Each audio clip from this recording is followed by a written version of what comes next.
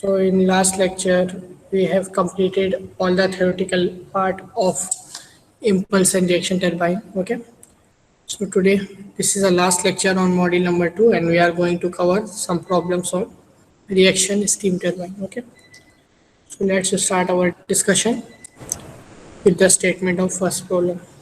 So Parson reaction turbine running at 400 rpm with 50% reaction develops 75 kilowatt per kg of the steam.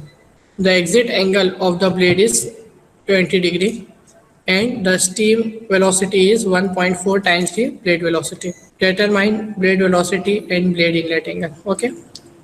So in this question, what is given? We have given that type of turbine is Parson reaction turbine. Now what is Parson reaction turbine? We have seen in the last lecture that Parson reaction turbine is nothing but 50% reaction turbine. It is a reaction turbine in which degree of reaction is 50%. Okay. And this turbine is running at 400 rpm. Therefore, N is equal to 400 rpm. It is developing 75 kilowatt power per kg of the steam. Okay. So power output is 75 kilowatt per kg of steam is m dot s. Mass flow rate of steam is 1 kg per second. Okay. So because here the power is given in kilowatt में power दिया हुआ है और power जब भी हम निकालते हैं वर्क डन में मास फ्लो रेट को मल्टीप्लाई करके निकालते हैं. ठीक है. और ये पावर टोटल दिया हुआ है, वर्क डन नहीं दिया हुआ है, तो इसका क्या मतलब है? मास फ्लो रेट हम कितना लेंगे फिर? पर केजी बोला है तो 1 kg per second. Okay. Now what is given? The exit angle of the blade is 20 degree. What is exit angle means phi. Inlet angle theta होता है ब्लेड का, एग्जिट एंगल फाई. तो फाई की value दी हुई है 20 degree and the steam velocity is 1.4 times the blade velocity. ठीक है. तो स्टीम जो वेलोसिटी से इनलेट हो रहा है, और इनलेट है आउटलेट है समझ में नहीं आ रहा, बट जनरली स्टीम की इनलेट वेलोसिटी ही दी रहती है, हमको वही पता रहता है. आउटलेट वेलोसिटी कितने मिलने वाली है वो पता नहीं रहता. ठीक. तो इनलेट वेलोसिटी की बात कर रहा है एक्चुअली वो v1. v1 is equal to 1.4 times of blade velocity, that is small u, linear velocity of the blade. So v1 would be 1.4 times of u. Okay. And we have to determine blade velocity u की value find करना है, and blade inlet angle. ठीक है. Outlet angle blade का दिया हुआ है phi, हमको थीटा निकालना है, तो we have to find u and theta. Okay. So these two things we have to determine. Now, since the type of turbine is 50% reaction turbine, that is Parson's turbine. Therefore, what are the properties of Parson's turbine? Inlet triangle and outlet triangle are congruent to each other. Okay, दोनों congruent triangle रहते हैं, और साथ ही साथ ये triangle को बीच में से हम देखेंगे तो symmetric triangle मिलेंगे हमको.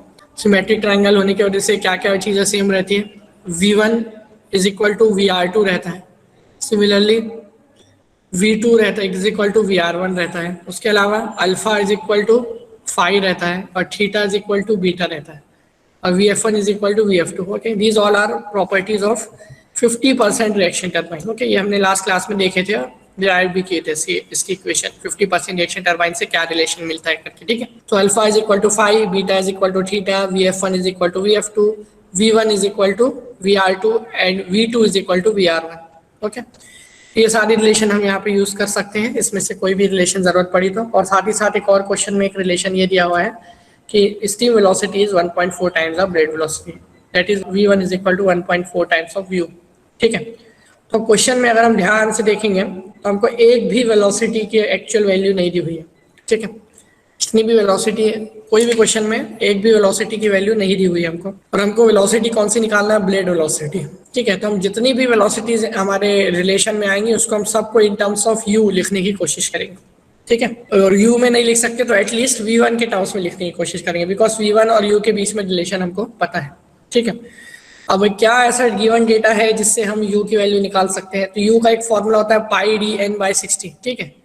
2 पाई rn या फिर पाई dn/60. यहाँ पे n दिया हुआ है, पर diameter of the rotor wheel नहीं दिया हुआ हमको, तो वो हम वो यूज नहीं कर सकते. ठीक है.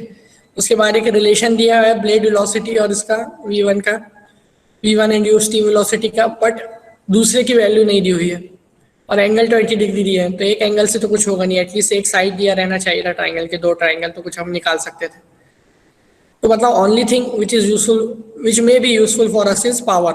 ठीक है. पावर का जो वैल्यू दी हुई है वही यूज करके हम सर्टेन रिजल्ट्स कैलकुलेट कर सकते हैं. तो स्टार्ट वहीं से करेंगे हम, पावर डेवलप से. What is the formula for power develop? P is equal to m dot s into u into VW1 plus VW2. Okay. This is the formula for power develop. for the steam turbine. Okay, this is formula is common for both impulse turbine as well as reaction turbine. क्या करेंगे, velocity triangle draw करेंगे, इसका कुछ इस तरीके से रहने वाला है, combined velocity diagram, and that would be symmetric for 50% reaction turbine. M dot S into U, this would be equal to VW1 plus VW2. Now observe the inlet triangle, this one. Okay, what would be the value of VW1?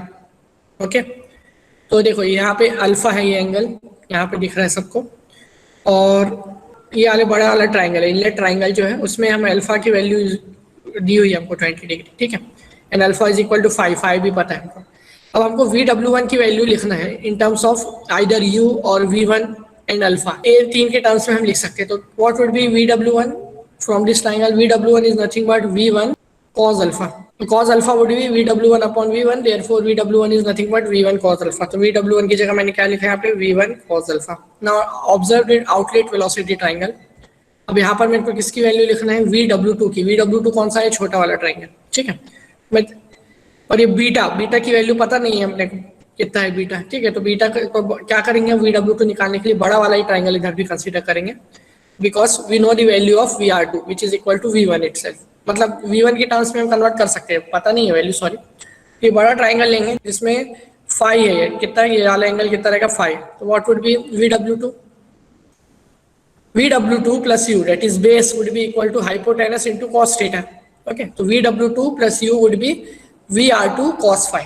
ठीक है, VW2 plus U would be equal to VR2 cos phi, or I can write VW2 is equal to VR2 cos phi minus U. ठीक है, VR2 cos phi ये पूरा यहाँ से यहाँ तक होगा, उसमें से U को माइनस करेंगे तब VW2 मिलेगा. Therefore VW2 can be written as VR2 cos phi minus U. Now what is VR2? From symmetry of the triangle or from congruency of the triangle, VR2 would be equal to V1. And what is cos phi? Phi is equal to alpha. Therefore, cos phi is nothing but cos 20, or I can write cos alpha. Okay. So VR2 cos phi can be written as V1 into cos alpha and minus U as it is.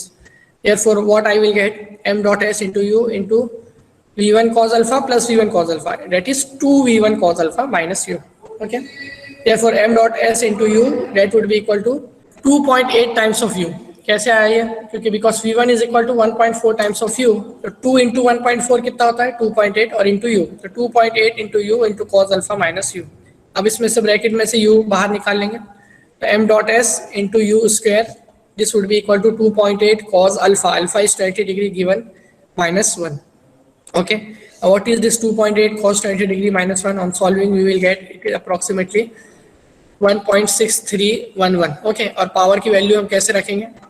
Power की value 75 kilowatt दी हुई, तो 75 into 1000, ठीक है. 75 into 1000 is power in kilowatt. 1 is mass flow rate. M dot S U square as it is, and 2.8 cos 20 minus 1 would be 1.6311. Okay, equation क्या मिल जाएगी हमको? 75,000 is equal to 1.6311 U square. Therefore U can be written as the square root of 75,000 divided by 1.6311. Okay, if you solve this equation, you will get the value of unknown blade velocity U, that is 214.432 meter per second. Okay, do not forget to take the square root, क्योंकि यहाँ पे U square है. ठीक है, इस तरीके से solve करने पे हमको U वेलोसिटी मिल जाएगी. अब U मिल गई, हमको निकालना क्या बोला है? Blade velocity and blade inlet angle theta. Theta निकालना है हमको, तो थीटा निकालने के लिए क्या है फॉर्मूला यूज करेंगे? ये दो टर्म हमारे पास रहना चाहिए, कोई भी साइड के ट्राइंगल के दो साइड होना चाहिए तीस एंगल निकालने के लिए. तो हम क्या लेंगे? टेन थीटा मान लो लेते हैं.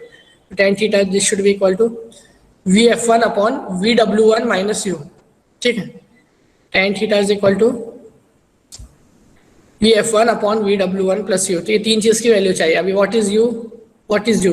U इज नथिंग बट अभी निकाले हमने कितना? 214.312. अब VW1 निकालना है, तो VW1 कैसे निकालेंगे? V1 की वैल्यू पहले निकाल लेंगे. V1 is equal to 1.4 times of U.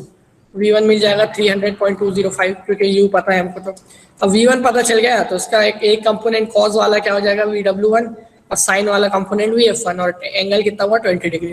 तो VF1 is equal to V1 sin 20 and VW1 is equal to V1 cos 20. ठीक है, तो अब इक्वेशन कैसे मिल जाएगी? देखो, theta is equal to tan inverse VF1 upon VW1 minus U. अब VF1 is nothing but V1 sin alpha, VW1 is nothing but V1 cos alpha minus U as it is. V1 की value अभी अभी निकाले 300.205, alpha is 20 degree. Similarly denominator में भी same V1 और cos alpha 20 degree minus u भी हमने निकाल चुके 214.432। ओके, तो इक्वेशन में सारी चीज़ें मिल गई हमको। थीटा निकालना है, सॉल्व करेंगे, कैलकुलेट करेंगे, थीटा भी मिल जाएगा। It is coming out to be 56.613 degree on solving. Okay, so this is how we can solve the problem on Parsons reaction turbine. This was a very simple problem which was asked once. Okay, now let's come to the next question. The following data refers to a stage in reaction turbine. Mean blade ring diameter 1 meter, turbine speed 3000 rpm, degree of reaction 50%, exit and inlet angles 30 degree and 50 degree, steam flow rate 10,000 kg per hour, stage efficiency 85%. Now what we have to determine? We have to determine power output of the stage, specific enthalpy drop in kilojoule per kg, percentage increase in relative velocity of steam over the moving blades, and specific steam consumption. Okay, so these things we have to calculate. पहले given data लिख लेते हैं। सबसे पहले क्या दिया हुआ है? Mean blade ring diameter 1 metre, diameter D मतलब रोटर व्हील का रिंग का डायमीटर दिया हुआ है, इसका mean diameter that is 1 metre. अब मीन ब्लेड रिंग डायमीटर किसको बोलते हैं? रोटर व्हील के जो ऊपर ब्लेड माउंट होता है, ठीक है, तो उसका पाथ को ब्लेड कितना वॉल्यूम ऑक्यूपाई कर रहा है, इसको अगर हम 2D में ऐसा ऑब्जर्व करें तो एक रिंग जैसे फॉर्म करता है ब्लेड, ठीक है, because it surrounds the rotor wheel. तो वो रिंग का जो डायमीटर है उसका मीन डायमीटर मतलब उसकी मीन पोजीशन से लेते हैं। जैसे हम गियर के केस में क्या लेते हैं? पिच सर्कल डायमीटर लेते हैं, दैट इज मीन डायमीटर। एक एडेंडम होता है, एक डिटेंडम होता है, एक पिच रहता है, ठीक है, तो pitch is actually mean diameter. तो सिमिलरली यहाँ पे रोटर व्हील के ऊपर ब्लेड माउंटेड है, तो ब्लेड का जो मीन हाइट रहेगी, मीन हाइट का distance from the centre that would be mean radius, और मीन रेडियस का ट्वाइस कितना हो जाएगा? Mean diameter. तो वो वैल्यू दी हुई है, कितना है? 1 मीटर है। टरबाइन की स्पीड कितनी है? 3000 आरपीएम है। डिग्री ऑफ रिएक्शन कितना है? 50% है। मतलब टाइप ऑफ रिएक्शन टरबाइन कौन सा है? Parsons reaction turbine. Exit angle, exit and inlet angles is equal to 30 degree and 50 degree. मतलब ये काय के लिए बात कर रहे हैं? ब्लेड की। ब्लेड का एग्जिट एंगल 30 डिग्री और इनलेट एंगल है 50 डिग्री, ठीक है। और उसके अलावा क्या दिया हुआ है? Steam flow rate m.s 10,000 kg per hour दिया हुआ है, ठीक है। Stage efficiency 85% and we have to determine following things: power output, specific enthalpy, percentage increase in relative velocity and specific steam consumption. Okay, तो देखो मैंने गिवन डेटा लिखा D1 metre and 3000 RPM. Exit angle of the blade 30 degree, but it is phi is equal to 30 degree, and by symmetry or I can say congruency of the triangle, phi would be equal to alpha and that would be equal to 30 degree. Similarly, inlet blade angle is 50 degree, means theta is equal to 50 degree and theta would be equal to beta again, okay, for Parsons turbine. And also V1 would be equal to VR2 and V2 would be equal to VR1 for Parsons turbine. Okay, Parsons turbine कैसे समझ में आया? 50% reaction turbine ऐसे लिखा हुआ है statement में। Degree of reaction is equal to 50%। Okay, उसके अलावा और क्या दिया हुआ है? स्टीम फ्लो रेट 10,000 kg पर आवर, उसको kg पर सेकेंड में कन्वर्ट कर लेंगे तो क्या मिलेगा? 10,000 divided by 3,600, it will come out to be 2.778 kg पर सेकेंड, ठीक है। Now stage efficiency 85%। Okay, now what is this stage efficiency? Stage efficiency हमने एक्चुअली इंपल्स टरबाइन में पढ़े थे, रिएक्शन टरबाइन में नहीं पढ़े थे हमने। And what is the stage efficiency in case of impulse turbine?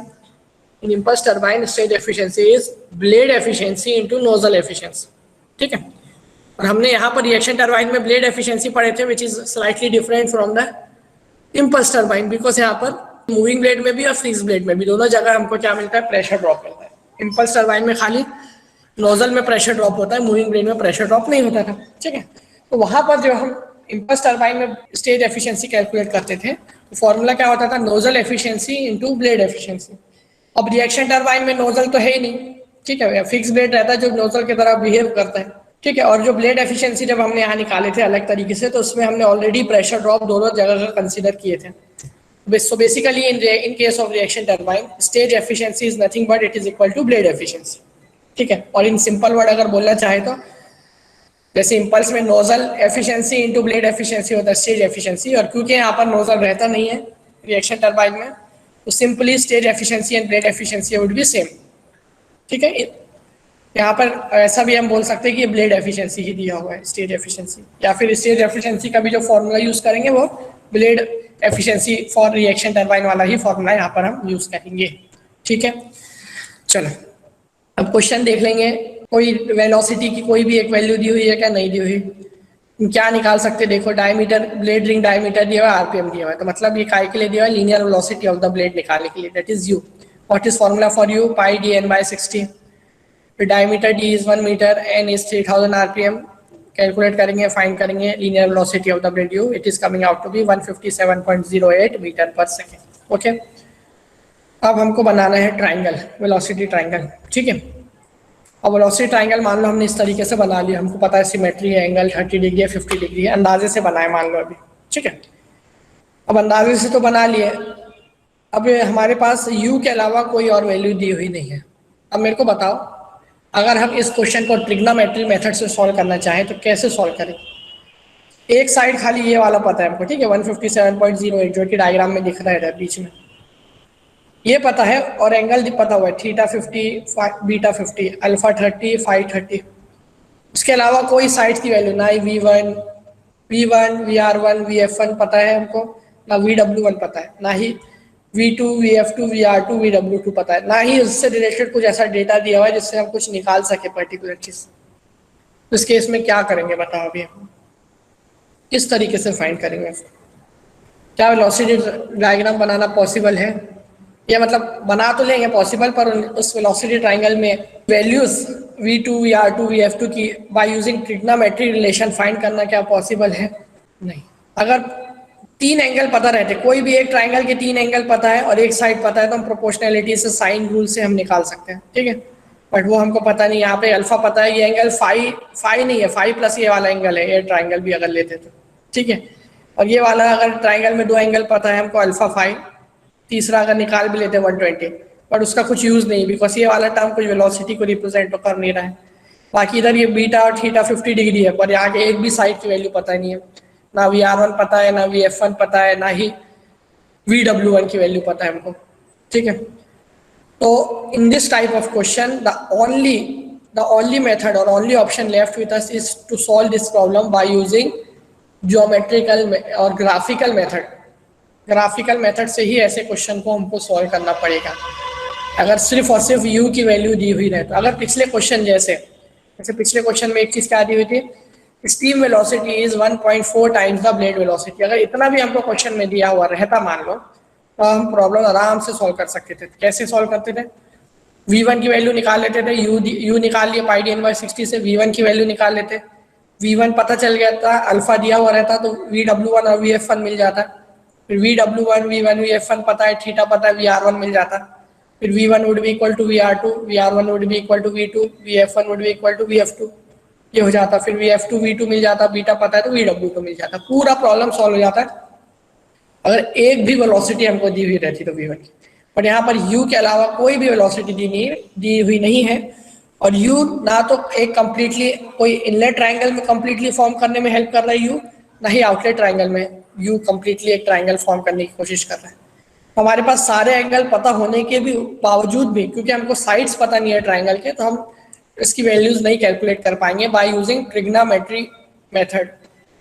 Okay, तो हमको only option left is to solve this problem by using graphical method. ठीक है, अब ग्राफिकल मेथड से इस प्रॉब्लम को कैसे सॉल्व करेंगे, अभी अनफॉर्चुनेटली ऑफलाइन क्लास नहीं है तो मैं ऐसा बता नहीं सकता, पर मैं एक्सप्लेन कर देता हूँ स्टेप्स, ध्यान से सुनो। सबसे पहला स्टेप क्या है, हम u को कैलकुलेट कर लेंगे। व्हाट इज u, 157.08 मीटर पर सेकेंड, सब कुछ कैलकुलेट कर लेंगे। ठीक है, अब उसके बाद हम एक स्केल लेंगे, कुछ भी स्केल ले सकते हैं। सपोज मैंने स्केल लिया, let 1 centimetre is equal to 100 metre पर सेकेंड। मैं क्या करूंगा कि स्केल ले लूंगा एक अंदाजे से, let 1 centimetre is equal to 100 metre पर सेकेंड, और I can 1 mm is equal to 10 metre पर सेकेंड, ऐसा भी ले सकता हूँ। तो u की वैल्यू स्केल में कितनी हो जाएगी, 15.7 mm। ठीक है, 15.7 mm या फिर 1.57 सेंटीमीटर। मैं यहाँ पर एक हॉरिजॉन्टल लाइन बनाऊंगा, एक बड़ी सी एक हॉरिजॉन्टल लाइन बनाऊंगा, उसमें 2 पॉइंट सर्टेन डिस्टेंस पे मार्क करूंगा, A और B, और 2 पॉइंट के बीच में डिस्टेंस कितना रहेगा, 15.7 mm अंदाजे से। ठीक है, स्केल से लेके हमको बनाना पड़ेगा। 2 पॉइंट मार्क होगा A और B, सपोज इनलेट ट्राइंगल वाला ये जो है पॉइंट A है और आउटलेट वाला B है। ठीक है, अब इस इनलेट ट्राइंगल ए से मेरे को क्या करना है, वैल्यूज फाइंड करनी है। हॉरिजॉन्टल लाइन को मैं एक्सटेंड कर दूंगा, ठीक है, हॉरिजॉन्टल लाइन काफी बड़ी लूंगा पहले, और ए और बी 2 पॉइंट मार्क करूंगा। अब ये पॉइंट जो कि इनलेट ट्राइंगल में है, वहां से क्या करूंगा मैं, थीटा की वैल्यू ड्रॉ करूंगा, theta is equal to 50 degree, ठीक है। और एक लाइन लंबी सी एक्सटेंड करूंगा, कहाँ तक जाना है मेरे को अभी पता नहीं है, ठीक है। एक लंबी सी लाइन एक्सटेंड करेंगे, उसके बाद क्या करेंगे, पॉइंट नंबर बी से, दूसरे पॉइंट से जो कि ए से 15.7 mm डिस्टेंस पे है, वहां से अल्फा एंगल लेना है। अल्फा कितना है, 30 डिग्री। तो अल्फा एंगल 30 डिग्री पे एक लाइन ड्रॉ करेंगे और उसको एक्सटेंड करेंगे। तो जो पॉइंट ए से 50 डिग्री वाली लाइन बनाए थे हमने VR1 की, वो लाइन से दूसरी लाइन जो कि हम पॉइंट बी से 30 डिग्री की ड्रॉ कर रहे हैं, वो दोनों लाइन एक पॉइंट पर आकर मीट करेंगे, ठीक है। तो दोनों लाइन एक पॉइंट पे मीट करेंगे, वो पॉइंट हम ले लेंगे और वो पॉइंट से परपेंडिकुलर ड्रॉप करेंगे हॉरिजॉन्टल लाइन पे, ठीक है, यानी VF1 वाला कंपोनेंट, वो परपेंडिकुलर ड्रॉप करेंगे हॉरिजॉन्टल लाइन में। तो इस तरीके से ऐसा और फिर उसको पॉइंट बी को, इसको तो एक्सटेंड कर दिए थे, तो यहाँ से जब ड्रॉप करेंगे परपेंडिकुलर तो हमारा कंप्लीट इनलेट वेलोसिटी ट्राइंगल बन जाएगा हमारा सब, ठीक है। ये दोनों पॉइंट मिल गए, तो ये पॉइंट मिल गया, तो मतलब ये वाली लेंथ हो जाएगी VR1, ये वाली लेंथ हो जाएगी V1, और यहाँ से परपेंडिकुलर ड्रॉप करेंगे हॉरिजॉन्टल लाइन में तो VF1 पे मिल जाएगा, ठीक है। और VF1 जहाँ पर मीट हो रहा है हॉरिजॉन्टल लाइन में, वहां से पॉइंट बी का डिस्टेंस कितना हो जाएगा, VW1, ठीक है। तो इस तरीके से इनलेट वेलोसिटी ट्राइंगल हमारा कंप्लीट हो जाएगा। अब कैलकुलेट कैसे करना है, इनलेट वेलोसिटी ट्राइंगल बना तो लिया, अब VF1 की वैल्यू कितनी हो कैसे कैलकुलेट करेंगे, स्केल से मैंने इसको मेजर किया VF1 को, मान लो आ रहा है सपोज फॉर एग्जांपल 200 mm, ठीक है, 20 mm आ रहा है, यानी 2 सेंटीमीटर मान लो आ रहे हैं, ठीक है, VF1 की वैल्यू। अब VF1 की वैल्यू मान लो 2 सेंटीमीटर आ गई, तो हमने स्केल क्या कंसीडर किए थे, 1 centimetre is equal to 100 metre पर सेकंड, मतलब VF1 की वैल्यू कितनी हो जाएगी फिर, 200 मीटर पर सेकंड। सपोज ऐसी मेजर किया, V1 की वैल्यू आई 4.5 सेंटीमीटर, तो स्केल लिए थे हमने 1 centimetre is equal to 100 metre पर सेकंड, तो 4.5 सेंटीमीटर वुड बी 450 मीटर पर सेकंड। तो इस तरीके से सारी वेलोसिटी की वैल्यू स्केल के प्रोपोर्शनली, जैसे स्केल ड्रॉ करेंगे उसके प्रोपोर्शनली हम वैल्यूज निकाल लेंगे और इनलेट वेलोसिटी ट्रायंगल हमको मिल जाएगा। अब सेम इनलेट वेलोसिटी जितना है उतना ही आउटलेट रहने वाला है, ठीक है। इसको ड्रॉ भी कर सकते हैं चाहे तो वापस से, phi is equal to 30 degree लेके यहाँ पर ड्रॉ करेंगे, पॉइंट ए से पॉइंट बी से 50 डिग्री मार्क करेंगे, दोनों पॉइंट सेम पॉइंट पे मीट होगा, एक पॉइंट पे मीट होगी दोनों लाइन, वहां से परपेंडिकुलर ड्रॉप करेंगे, इसको ऐड कर देंगे, ठीक है। अब इसको चाहे तो स्केल से मेजर कर सकते हैं या फिर डायरेक्टली हम अपना दिमाग यूज करके डायरेक्टली भी वैल्यू लिख सकते हैं, क्योंकि एरर थोड़ा बहुत हो सकता है ग्राफिकल मेथड में।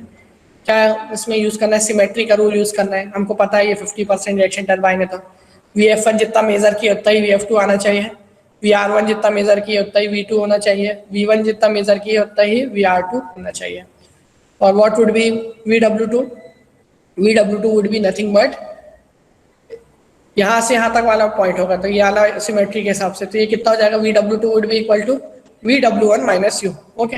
चाहे तो डायरेक्टली इस तरीके से लिख सकते हैं या फिर मेजर भी कर सकते हैं, उतना ही आना चाहिए, सिमेट्री ट्राइंगल रहेगा, ठीक है। तो बेसिकली इस तरीके से हम ट्राइंगल फॉर्म करेंगे और लिखेंगे किस तरीके से एग्जाम में, by measurement from the velocity diagram, these are the values of velocity.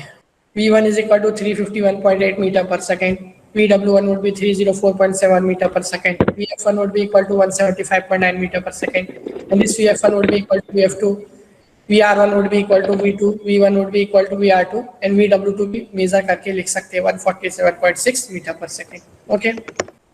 So this is how we can calculate various velocities using the geometrical method in the velocity diagram, okay. Now सारी velocities मिल गई, तो अब क्या करेंगे हम, put the value and get the answer, सारे चीजें जो निकालने के लिए बोला है वो करेंगे। अभी क्या क्या निकालने के लिए बोला हमको, power output of the stage, specific enthalpy drop, percentage increase in relative velocity of steam, specific steam consumption. तो चलो पावर आउटपुट से स्टार्ट करते हैं। क्या फॉर्मूला पावर आउटपुट का, P is equal to m dot s into U into VW1 plus VW2, okay. What is this m dot s दिया हुआ था ना हमको 10,000, तो 2.778 in kg per second, U की वैल्यू हमने 157.08 निकाल लिए थे पाई डी n बाई 60 से, VW1 और VW2 डायग्राम से मिल गया हमको, ठीक है। VW1 VW2 U m dot s सारी वैल्यूज पुट कर देंगे तो आंसर मिल जाएगा हमको, ठीक है। सॉल्व करने पे वो आंसर वेट में आएगा, बड़ा सा आंसर, उसको 1000 से डिवाइड करेंगे तो किलोवाट में हमको आंसर मिल जाएगा, ठीक है। So I can write power P is equal to 197.369 kilowatt. Okay. Now specific enthalpy drop in kilo joule पर केजी, ठीक है। और स्पेसिफिक एंथैल्पी ड्रॉप के लिए कोई स्टीम का प्रेशर, टेम्परेचर ऐसा कुछ दिया हुआ है क्या? नहीं दिया हुआ। कैसे निकालेंगे हम enthalpy drop? By using the stage efficiency. Okay, what is formula for stage efficiency, which is equal to blade efficiency for reaction turbine. So blade efficiency is nothing but power developed or work supplied to the blade to the total enthalpy drop per stage. Okay. So power developed would be P upon total enthalpy drop per stage would be m dot s into delta H. ठीक है। इसका दूसरा formula क्या है? अगर per unit mass निकालना है तो small w upon delta H, where small w is nothing but u into VW1 plus VW2, ठीक है, डिवाइडेड बाय डेल्टा एच। ऐसा भी लेते थे, पर अगर हमको यहाँ पर मास फ्लो रेट दिया हुआ है तो हमने टोटल लिया, क्योंकि पावर भी हमने निकाल चुके हैं ऑलरेडी, ठीक है। इसको in terms of mass flow rate भी निकाल सकते। देखो पी का फॉर्मूला क्या है? M dot S into U into VW1 plus VW2। उसको divided by M dot S करेंगे तो क्या बचेगा? U into VW1 plus VW2 upon delta H. वो वाला फॉर्मूला एक्चुअली हम ब्लेड एफिशिएंसी में लिखे थे, U into VW1 plus VW2 upon delta H, ठीक है। इसमें अगर उसी फॉर्मूले में अगर हम M dot S divide and multiply कर दें तो ये फॉर्मूला बन जाएगा, ठीक है। ये इसलिए इस तरीके से लिखा हूं मैंने क्योंकि पावर हमारे पास है डायरेक्टली, एम डॉट एस की वैल्यू वर्क डन हमने कैलकुलेट नहीं किया अलग से, ठीक है। What is power developed? 197.39 kilowatt. अभी हमको स्पेसिफिक एंथैल्पी भी किलो जूल पर केजी में चाहिए, तो हम पावर भी किलो में ही रहने देंगे, किलोवाट में ही रहने देंगे, उसको वाट में कन्वर्ट करने की जरूरत नहीं है। स्टेज एफिशिएंसी कितना दिया हुआ है? 0.85। तो 0.85 is equal to 197.39 divided by m dot s, that is 2.778 into delta h, where delta h is the specific enthalpy drop. Therefore, on solving, we will get the value of delta h as 86.652 kilojoule per kg. Okay. Now, what we have to find? Percentage increase in relative velocity of steam over the moving blade. मतलब हमने देखे थे reaction turbine में relative velocity बढ़ जाती है due to expansion of steam in the moving blade, तो कितने परसेंटेज से इंक्रीज हो रही है, ठीक है। तो इंक्रीज कितना हो रही है? VR2 minus VR1 relative velocity, और परसेंटेज इंक्रीज निकालना है तो डिवाइड करना पड़ेगा इनिशियल से। तो VR2 minus VR1 divided by VR1 into 100। VR2 कितना है? 351.8, VR1 कितना है? 229.6। दोनों की वैल्यू पुट कर देंगे। VR2 minus VR1 upon VR1, 351.8 minus 229.6 divided by 229.6 into 100. So this will come out to be 53.22%. Okay, solve करने पे 100 से multiply करेंगे तो percentage में आंसर मिल जाएगा। And last thing we have to calculate is specific steam consumption. Now what do you mean by specific steam consumption? What do you mean by specific? It is nothing but per unit quantity. Specific कोई भी चीज़ हम बोलते हैं तो it is represent per unit quantity. ठीक है। अब steam consumption मतलब कितने रेट से स्टीम कंजम्पशन हो रहा है per unit quantity, per unit quantity किसके लिए ले रहे हैं? Per unit power developed. Okay, therefore specific steam consumption is nothing but steam consumption rate per unit power developed, इसका डेफिनेशन होती है, ठीक है। और जब भी हम स्टीम कंजम्पशन रेट को हम डिफाइन करते हैं तो हमेशा consumption rate KG per our में लेते हैं। उसका रीजन ये है कि केजी पर सेकंड में कंजम्पशन रेट बहुत स्मॉल आता है और उसके पावर से जब डिवाइड करते हैं तो फर्दर और स्मॉल वैल्यू मिलती है। तो इस वजह से हम हमेशा केजी पर आवर में स्टीम कंजम्पशन रेट कैलकुलेट करते हैं, ठीक है। और तो steam consumption rate in KG per hour would be equal to mass flow rate of the steam in KG per second into 3600, ठीक है। अगर क्वेश्चन में केजी पर सेकंड में मान लो दिया हुआ है मास फ्लो रेट, तो उसको अब जो कि एसआई यूनिट होती है मास फ्लो रेट की, उसको 3600 से मल्टीप्लाई करना पड़ेगा ताकि केजी पर आवर में ही मिले steam consumption divide by power output, ठीक है। पावर काय में रहेगा? हमेशा किलोवाट में। तो यूनिट क्या होती है स्पेसिफिक स्टीम कंजम्पशन की? केजी पर किलोवाट आवर, ठीक है। KG per our is the unit of steam consumption rate and kilowatt would be the unit of power developed, ठीक है। तो अगर केजी पर आवर में डायरेक्टली दिया हुआ स्टीम कंजम्पशन तो वही वैल्यू हम न्यूमरेटर में एज इट इज यूज कर सकते हैं, या फिर केजी पर सेकंड में दिया रहा तो उसको मल्टीप्लाई कर सकते हैं 3600 से in order to convert it into kg per hour, ठीक है। So formula for steam consumption rate is this one, m dot s into 3600 divided by p. Now what would be steam consumption rate in kg per hour? That is 10,000। हमको kg per hour में ही directly value दी हुई थी, देखो question kg per hour में दी थी, उसको 3600 से डिवाइड करके हमने m dot s की वैल्यू निकाले थे kg per second, ठीक है। पर यहाँ पर हमको डायरेक्टली kg per hour में ही लेना है, तो हम डायरेक्टली क्या की 10,000 ले लिया, ठीक है। तो 10,000 divided by power developed in kilowatt. Kilowatt में पावर डेवलप कितना है अभी निकाले हमने, 197.369। तो वैल्यू यहाँ पे पुट कर देंगे, सॉल्व करेंगे तो आंसर मिल जाएगा 50.667 kg per kilowatt hour. Okay, so this is our specific steam consumption, that is steam consumption per unit power develop. 1 kilowatt power develop करने के लिए इतने रेट से स्टीम कंज्यूम करना पड़ेगा टरबाइन को। ठीक है, तो इस तरीके से हम स्टीम कंजम्पशन रेट भी फाइंड कर सकते हैं। Okay, now next question. A 50% reaction turbine with symmetrical velocity triangle running at 400 rpm has the exit angle of the blade as 20 degree, and the velocity of the steam relative to the blades at exit is 1.35 times the mean blade speed. The steam flow rate is 8.33 kg per second, and at a particular stage, the specific volume is 1.381 meter cube per kg. Calculate for this stage suitable blade height, assuming the rotor mean diameter 12 times the blade height, and the diagram work. Okay, this is the question given. A 50% reaction turbine, मतलब parcels turbine with symmetrical velocity triangle. ये चीज दी हुई नहीं भी रहती तो हमको समझ में आ जाता, बिकॉज हमको पता है 50% रिएक्शन टर्बाइन में सिमेट्रिकल वेलोसिटी ट्रायंगल ही मिलता है। Running at 400 rpm, n is equal to 400 rpm, has the exit angle of the blade as 20 degree. Now what is exit angle of the blade? Phi 20 degree, and from symmetry phi is equal to 20 degree would be equal to alpha also. And the velocity of the steam relative to the blade at the exit, अब यहाँ पे clearly बोला है velocity of steam relative to the blade at exit, मतलब क्या दिया हुआ है VR2, velocity of steam relative to the blade, मतलब relative velocity बोल रहा है वो कितना है 1.35 times the mean blade speed, मतलब VR at the exit, मतलब VR2 would be equal to 1.35 times of mean blade speed, that is U. Okay, so VR2 is equal to 1.35 times of U, and by symmetry VR2 would also be equal to V1. Therefore V1 is equal to VR2 is equal to 1.35 times of U. ठीक है, indirectly मतलब हमको steam inlet velocity की relation दिया हुआ है हमको। And और इसके अलावा from the symmetry we know that V2 would be equal to VR1, and the steam mass flow rate is 8.33 kg per second. ठीक है, तो m dot s 8.33 kg per second, and at a particular stage the specific volume is 1.381 meter cube per kg. Now specific volume of steam हम represent करेंगे small vs से, that is 1.381 meter cube per kg. And we have to calculate suitable blade height. blade की height कितनी रहेगी suitable? h वो हमको पता नहीं है।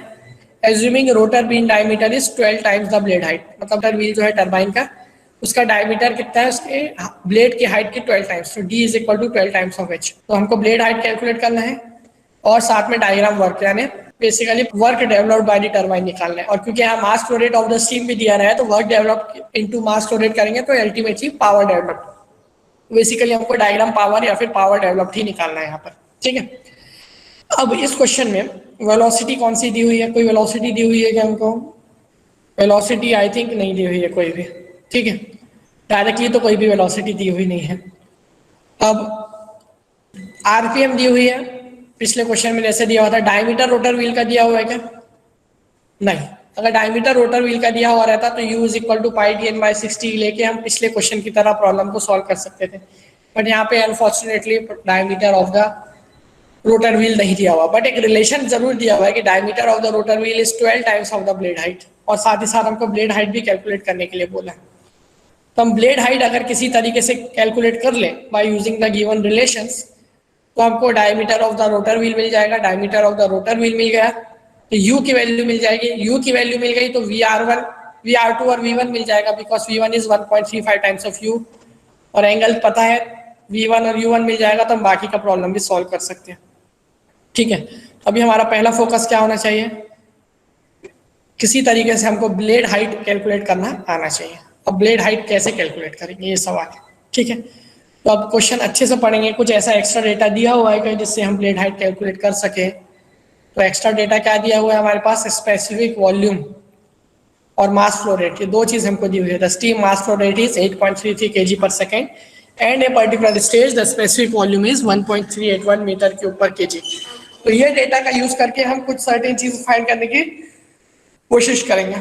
ठीक है, now what is mass flow rate? General formula, mass flow rate is nothing but density into area into velocity. Okay, Now instead of density I can write it in terms of specific volume. What is specific volume? Volume per unit mass. What is density? Mass per unit volume. So basically specific volume and density are reciprocal of each other. Therefore I can write mass flow rate is equal to density into area into velocity. It is equal to area into velocity divided by specific volume. ठीक है, रो A V की जगह a into v upon vs, because vs is nothing but it is equal to 1 by rho. Okay, mass flow rate of the steam is equal to area of flow into velocity of flow into specific volume of the steam.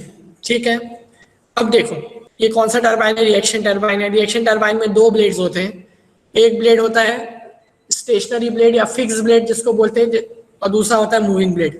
Fix blade का काम क्या है? Steam को direct करना है, उसको direction provide करना है. इस तरीके से उसको डायरेक्शन प्रोवाइड करता है स्टेशनरी ब्लेड कि वो मूविंग ब्लेड को ही वो स्ट्राइक करनी चाहिए स्टीम. रोटर व्हील के सेंटर में जो उसका जो सेंटर पार्ट है ना रोटर व्हील का, जहाँ शाफ्ट वगैरह है पूरा, उसमें स्ट्राइक नहीं करना चाहिए, ब्लेड में स्ट्राइक करना चाहिए. बिकॉज ब्लेड में स्ट्राइक करेगा तो ही हमको मैक्सिमम टॉर्क मिलेगा ना. जब रेडियल डिस्टेंस ज्यादा रहेगा तभी टॉर्क मिलेगा.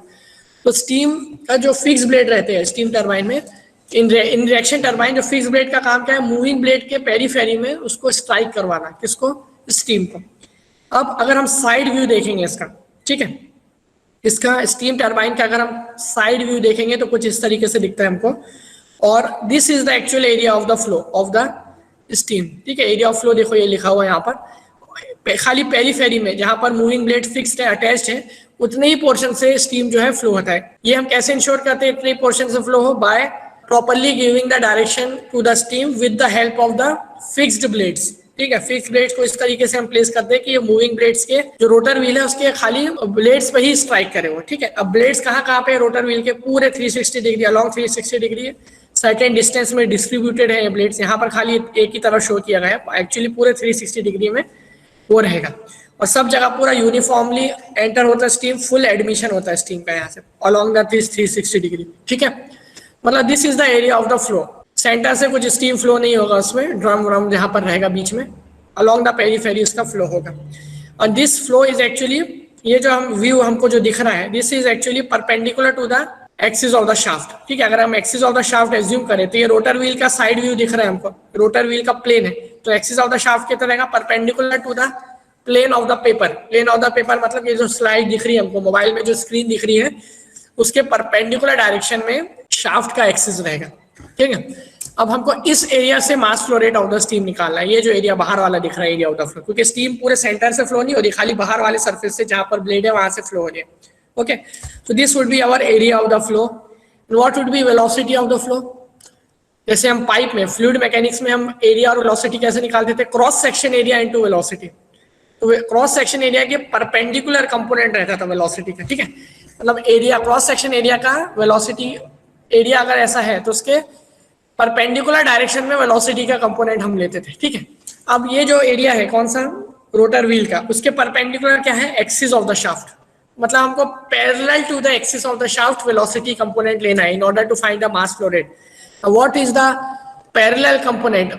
और parallel component to the axis of the shaft in case of steam turbine, it is nothing but flow velocity which is also called as axial flow velocity. ठीक है, और टेंजेंशियल कंपोनेंट होता है व्हर्ल कंपोनेंट, और axial component होता है flow velocity. Okay, because this flow velocity is responsible for the flow of the steam, whereas whirl velocity is responsible for the motion of the blades, moving blades. ठीक है, तो यहाँ पर हमको कौन सा वेलोसिटी लेना है? हमको स्टीम का मास फ्लो रेट निकालना है. फ्लो कैसे हो रही है स्टीम, यहाँ पे फ्लो वेलोसिटी कंसीडर करना है VF.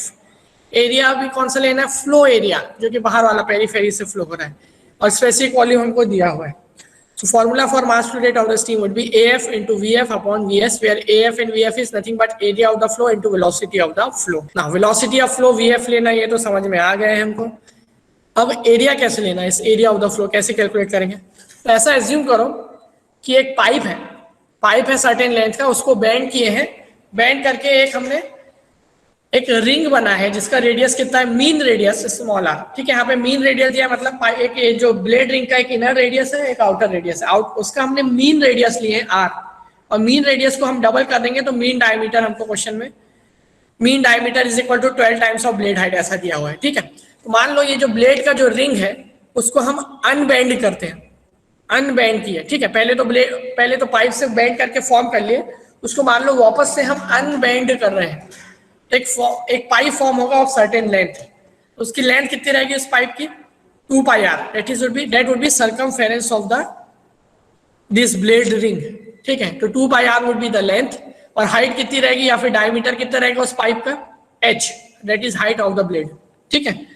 So what would be area 2 pi are into h, ठीक है। तो ये एरिया ऑफ द फ्लो कितना हो जाएगा, एक रेक्टेंगल फॉर्म होगा ना, उसको ओपन कर देंगे तो ब्लेड रिंग को, तो इस रेक्टेंगल की हाइट रहेगी h और लेंथ रहेगी 2 pi r, that is circumference. So area of the flow would be 2 pi are into h, समझ में आया। And flow velocity would be vf। Now from this triangle what would be vf, vf is nothing but v1 sin 20 because alpha is equal to phi is equal to 20 degree, ठीक है। vf1 can be written as v1 sin alpha, समझ में आया, 2 pi r h into v s. अब mass flow rate of the steam दी हुई है हमको 8.33, वी एस की वैल्यू दी हुई है, आर की वैल्यू दी हुई है क्या, नहीं दी हुई, एच की वैल्यू दी हुई है क्या, नहीं दी हुई, v1 साइन अल्फा में अल्फा दिया हुआ, v1 की वैल्यू दी हुई है क्या, नहीं दी हुई है, ठीक है। तो अभी एक क्वेश्चन इक्वेशन है बट काफी सारे अननोन है, इन काफी सारे अननोन को हमको एक सिंगल टर्म में कन्वर्ट करने की कोशिश करना है ताकि हम कैलकुलेट कर सकें। और वो सिंगल टर्म हम कौन सा कंसीडर कर रहे हैं, ब्लेड हाइट। तो ब्लेड हाइट के टर्म्स में देखो अभी कैसे मैं कन्वर्ट करता हूँ सारी चीजों को। What is this 2 into r, twice of r is twice of radius, तो twice of radius is nothing but diameter, तो 2 pi r h को मैं लिख सकता हूँ pi d h, ठीक है। Now v1 sin alpha, v1 can be written as 1.35 times of u, question में दिया हुआ था। The velocity of the steam relative to the blade at the exit is 1.35 times the mean blade speed, that is vr2 is equal to 1.35 times of u, and by symmetry vr2 is nothing but v1, therefore v1 is equal to 1.35 times of u. So instead of writing v1 sin alpha I can write 1.35 times of u into sin alpha, okay। अब इस equation में से मैंने u को सिर्फ अलग निकाल लिया, बाकी सारे टर्म्स लिखा।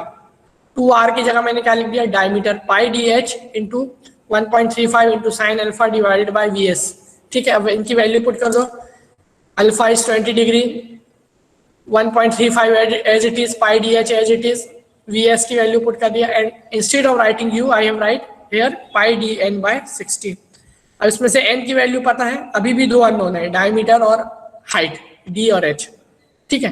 व्हाट इज डायमीटर, क्वेश्चन में दिया हुआ एक चीज, the rotor mean diameter is 12 times of the blade height, that is D is equal to 12h। D की जगह हम 12h पुट कर देंगे, तो ब्रैकेट के अंदर वैल्यू क्या मिलेगी, 12 पाई H square into 1.35 times of sine 20 degree divided by 1.381 into again diameter की जगह 12h, that is 12 pi H into 400, that is an RPM divided by 60।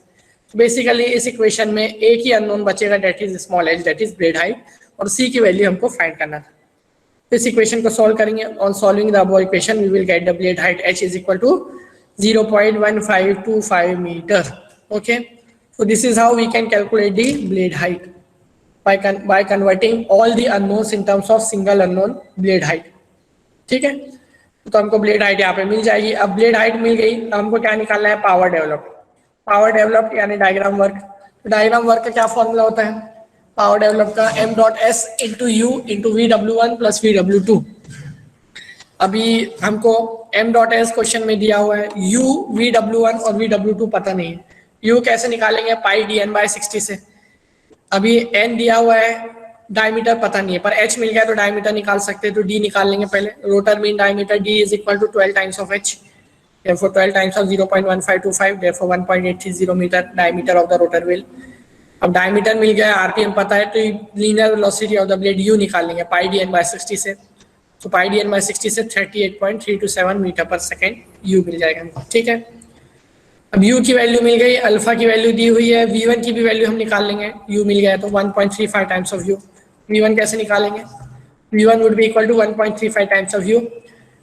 So on solving I will get it is equal to 51.742 meter per second, and by symmetry v1 would be equal to vr2, okay।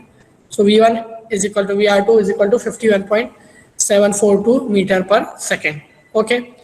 अब triangle दिया हुआ है हमारे पास, triangle ऐसे ही रहने वाला है Parsons turbine का, सेम। अब हमको इसमें से काम की क्या चीज़ है, u तो मिल गया है, पावर डेवलप के लिए vw1 और vw2 निकालना है, तो हम vw1 और vw2 निकालने की कोशिश करेंगे। What would be vw1 from inlet velocity triangle, vw1 is equal to v1 cos alpha, ठीक है। अभी V1 अभी निकाले 51.742 cos अल्फा पता है 20 डिग्री, सॉल्व करेंगे आंसर मिल जाएगा VW1। अब what would B VW2? VW2 is nothing but VR2 cos phi minus U। VR2 cos phi कितना होगा? VR2 cos phi, phi is also 20 degree। VR2 cos phi would be VW2 plus U। Therefore VW2 would be VR2 cos phi minus U। ठीक है, VR2 cos phi minus U। What is VR2? It is equal to V1 जिसकी value हमने निकाल ली है। phi 20 degree दिया हुआ है, U हमने निकाल लिया है, सॉल्व करेंगे VW2 मिल जाएगा 10.295 मीटर पर सेकेंड। VW1 भी मिल गया, VW2 भी मिल गया, U भी मिल गया, m dot s भी पता है। Simply put the value, get the answer। Diagram work or power developed would be P is equal to m dot s into U into VW1 plus VW2। Put the value of m dot s, U, VW1 and VW2 and solve the problem, solve the equation। We will get the value of diagram work P equal to 18,810.072 watt, and if I divide it by 1000 then I will get power output as 18.810 kilowatt। Okay, so this is how we can solve the problems on the reaction steam turbine, and in our syllabus the problems on the reaction turbine is restricted to Parsons reaction turbine, and all the modern steam turbines use the Parsons turbine principle only। ठीक है, impulse reaction principle पे ही work रहते हैं जो steam turbines हैं, और उसमें भी most common is Parsons reaction turbine, that is 50% reaction turbine। तो ये reaction turbine का प्रॉब्लम एक्चुअली impulse turbine से भी easy हो जाता है, बिकॉज यहाँ पे डायग्राम सिमेट्रिक हो जाता है। ठीक है, impulse turbine में हम क्या करते हैं, VR2 is equal to K times of VR1। Blade friction coefficient consider करके K कंसीडर करके हमको निकालना पड़ता है, और अगर फ्रिक्शन नेगलेक्ट करने के लिए बोला तो VR2 is equal to VR1 हम लेते थे वहां पर। ठीक है, उसके अलावा हम क्वेश्चन में इम्पल्स टरबाइन है, रिएक्शन टरबाइन है, कौन से टरबाइन का क्वेश्चन दिया है फाइनल एग्जाम में, कैसे पहचानेंगे डिस्क्रिप्टिव एग्जाम में। इम्पल्स और रिएक्शन टरबाइन वाटर टरबाइन में भी रहता है, जो कि हम 5वें मॉड्यूल में पढ़ने वाले हैं, बट अभी हम स्टीम टरबाइन में भी इम्पल्स रिएक्शन रहता है, वाटर टरबाइन में भी इम्पल्स रिएक्शन रहता है। तो स्टीम टरबाइन है पहले कैसे पहचानेंगे, स्टीम दिया हुआ रहेगा क्वेश्चन में कहीं ना कहीं। ठीक है, जैसे यहाँ पर दिया हुआ है स्टीम मास फ्लो रेट, तो उससे पहचान जाएंगे स्टीम टरबाइन है। अब इम्पल्स है कि रिएक्शन है वो कैसे पहचानेंगे, तो यहाँ तो डिग्री ऑफ रिएक्शन ऐसा कुछ वर्ड यूज करेगा 50% रिएक्शन टरबाइन, या फिर वो यूज नहीं कर रहा तो नोजल के बारे में कुछ वैल्यू दी रहेगी। तो नोजल अगर दिया हुआ है तो समझ जाना, और स्टीम दिया हुआ है मतलब इम्पल्स स्टीम टरबाइन दिया है। देखिए नोजल कहाँ रहता है, खाली इम्पल्स टरबाइन में रहता है, रिएक्शन टरबाइन में नोजल नहीं रहता, फिक्स ब्लेड और मूविंग ब्लेड रहते हैं। तो इस तरीके से हम क्वेश्चन को पहचान सकते हैं कि वो क्वेश्चन इम्पल्स टरबाइन का है या रिएक्शन टरबाइन का है, और उस हिसाब से हम वैल्यू लेके सॉल्व कर सकते हैं। इम्पल्स टरबाइन में VR2 would be K times of VR1, and reaction turbine VR2 would be greater than VR1, remember that। ठीक है, and VR2 would be equal to V1 and VR1 would be equal to V2 in case of Parsons reaction turbine, 50% reaction turbine। Okay, so this is how we can solve the problems on steam turbine, and with this the module number 2 is over। So I hope you have understand everything. If you still have any doubt, you can post it in the comment section. If you understand everything, then please like this video and share it with your friends. And for getting more updates about new videos in this channel, please subscribe to my YouTube channel. Hi, it's me. Thank you.